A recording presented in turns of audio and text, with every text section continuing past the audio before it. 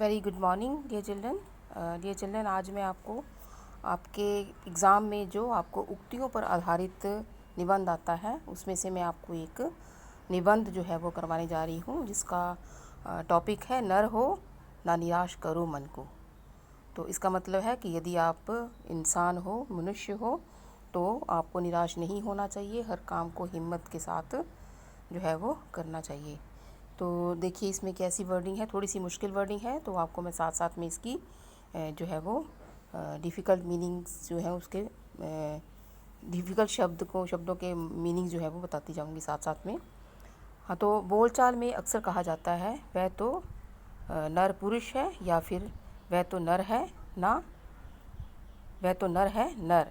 सामान्य रूप से नर और पुरुष शब्द एक ही अर्थ के व्यंजक हैं। व्यंजक का मतलब एक ही शब्द के समानार्थक शब्द हैं। पुरुष का अर्थ है नर और नर्त का अर्थ है पुरुष। लेकिन जब हम गंभीरता से कथन के लाक्षणिक मतलब साइन लैंग्वेज में देखते हैं और व्यंजक अर्थ भाव पर विचार करते हैं, तो स्पष्ट है कि नर का प्रयोग केवल पुरुष की समानता को प्रकट करने के लिए ही नहीं किया गया, बल्कि उसके वैशिष्ट्य को मतलब कि मनुष्य की क्या विशेषता है उसको भी प्रकट करने के लिए किया गया है।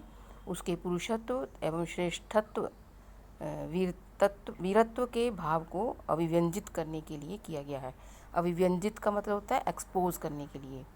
इस ध्वन्यात्मक तथ्यों के आलोक में मतलब इन जो शब्दों के प्रोनाउंसिएशन के आलोक में मतलब के प्रकाश में के की ओर ध्यान देने में, जब शीर्षक पंक्ति नर हो ना निराश करो मन को के अर्थ और भाव विस्तार पर विचार करते हैं, तो मनुष्य जीवन के अनेक कोने स्वतः ही उजागर होते हुए उन्हें पुरुषत्व के अनवरत पुरुषार्थ के आलोक से जगमगाते जाते हैं।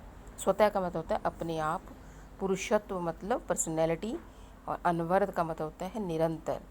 पुरुषार्थ के आलोक से, पुरुषार्थ के मतलब पुरुषार्थ होता है अच्छे काम करने के, उसके प्रभाव से, आलोक का मतलब है प्रभाव से अपने आप मनुष्य का चरित्र जो है वो जगमगाने लगता है। इस भावपूर्ण पंक्ति को पढ़ या सुनकर लगता है कि जैसे कोई चुनौती भरे शब्दों में ललकार की टंकार भरी ध्वनि से कह रहा है, वाह कैसे मनुष्य हो तुम, अच्छे मनुष्य हो कि संसार की जरा जरा सी विपरीत लगने वाली बातों और स्थितियों से ही घबराकर यूँ बैठ जाते हैं कि जैसे अभी तक चलना, आगे बढ़ना, अपनी मंजिल को खींच कर पास ले आना कभी सीखा ही ना हो। यूँ माथा पीटने लगे जैसे आसमान गिर पड़ा हो या ज़मीन फट गई हो। अरे नर हो, वीर पुरुष हो, अपार पुरुषत्व तुम्हारे पास है, एक बार की असफलता क्या महत्व रखती है। अरे उठो और निराशा त्याग कर परिस्थितियों के सामने सीना खोल दो। एक नन्ही चींटी को चावल का दाना ले जाते हुए देखा है कभी? कभी दीख पड़े तो उसके सामने तिनका अड़ाकर उसका रास्ता रोकने या दाना छीनने का प्रयास करो, फिर देखो वह कैसे छटपटाती है, उस एक दाने के लिए कैसे और कितना संघर्ष करती है।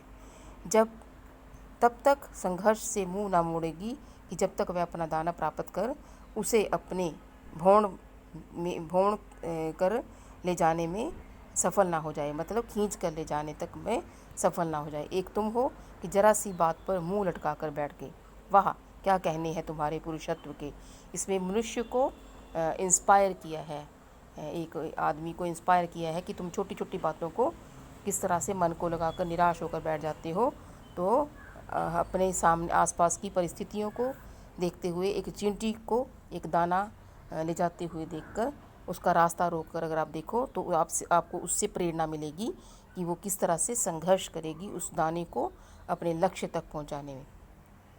नर यानी बुद्धि बल से संयमित और इसी कारण सभी प्राणियों में श्रेष्ठ कहलाने वाले मनुष्य और निराशा का वास्तव में दूर का भी रिश्ता या वास्ता ना है और ना ही होना चाहिए।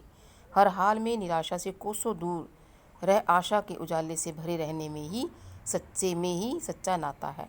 जिस दिन नर मनुष्य निराशा व संतुष्ट होकर बैठ जाएगा, उस दिन वास्तव में सृष्टि का विकास ही रुक जाएगा।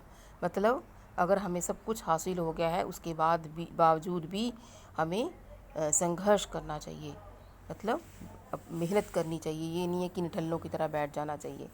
जिस दिन हमने ये सोच लिया कि हम जो है वो हम संतुष्ट हो गए कि हमें सृष्टि का सब कुछ मिल गया है, उस दिन जो है वो विकास रुक जाएगा।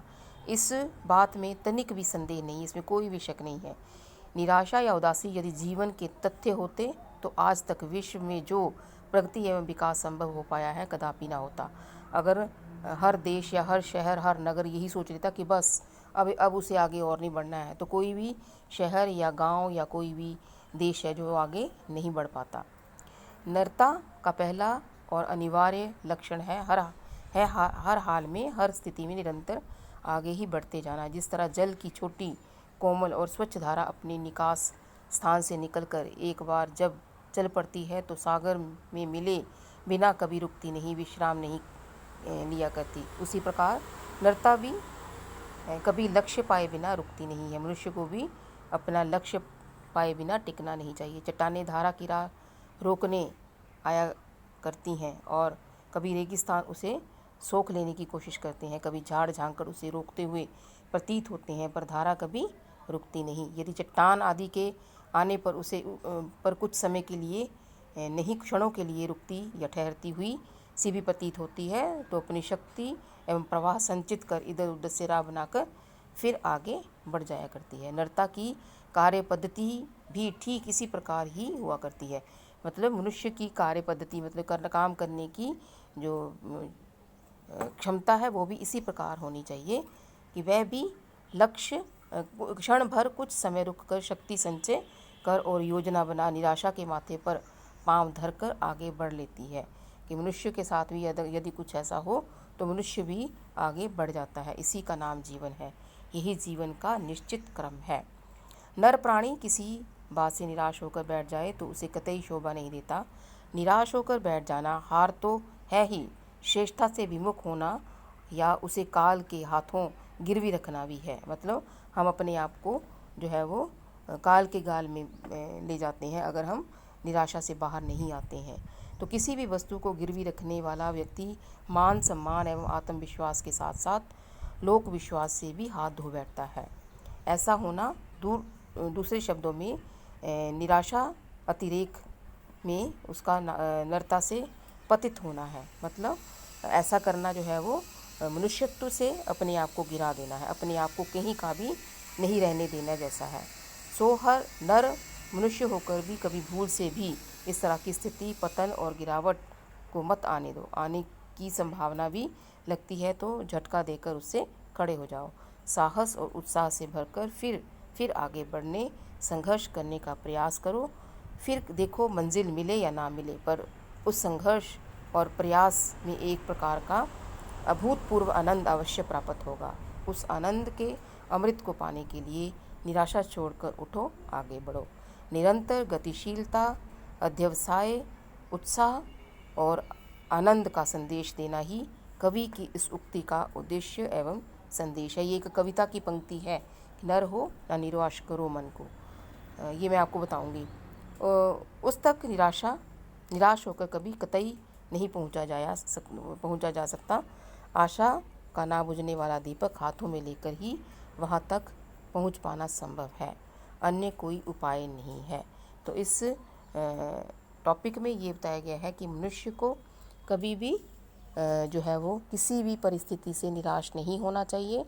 मनुष्य का मतलब ही एक श्रेष्ठतम प्राणी है, क्योंकि इस दुनिया में जितने भी जीव हैं, जीव जंतु हैं, तो उन सब में मनुष्य ही सबसे श्रेष्ठ है, क्योंकि उसको सोचने, समझने, बोलकर अपने भाव को व्यक्त करने की क्षमता दी गई है। बाकी चाहे कितने भी शक्तिशाली जानवर है इस दुनिया में, लेकिन प्राणी है इस दुनिया में, लेकिन उनको ये